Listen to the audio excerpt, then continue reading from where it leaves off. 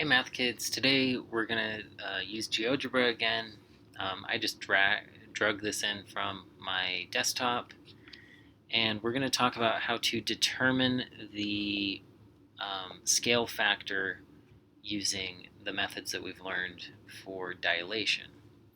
Okay, so what I'm going to do, I'm going to put a point at the origin on my diagram, and that's going to be my point of dilation, and then I'm going to draw each of these as a polygon.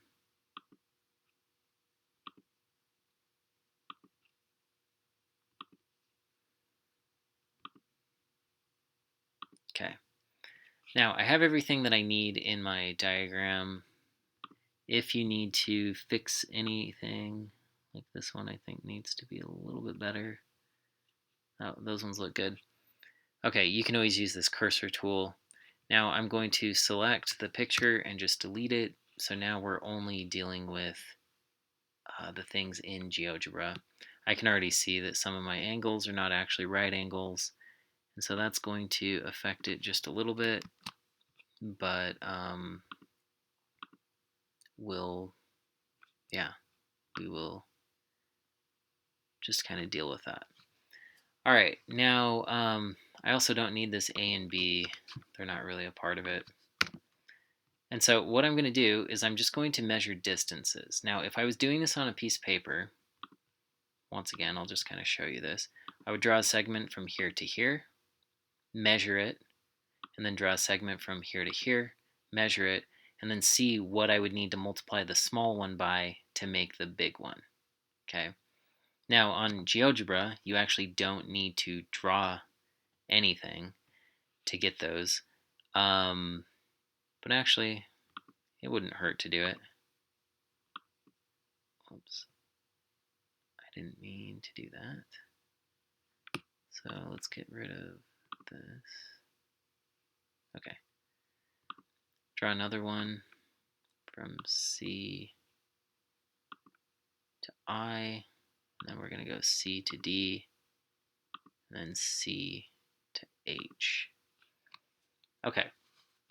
Now, each of these should have the same factor, the same scale factor.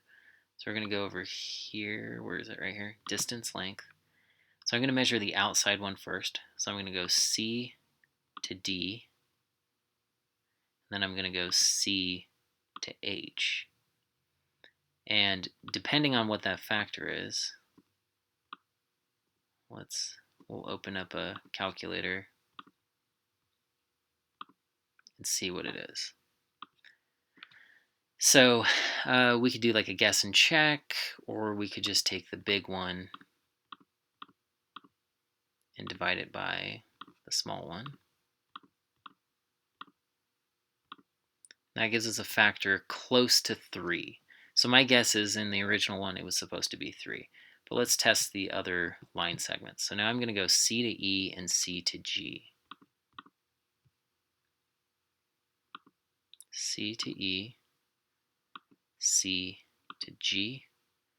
And so 45.09, bring this over here, 49.09 divided by 15.26, and we see that was once again close to 3.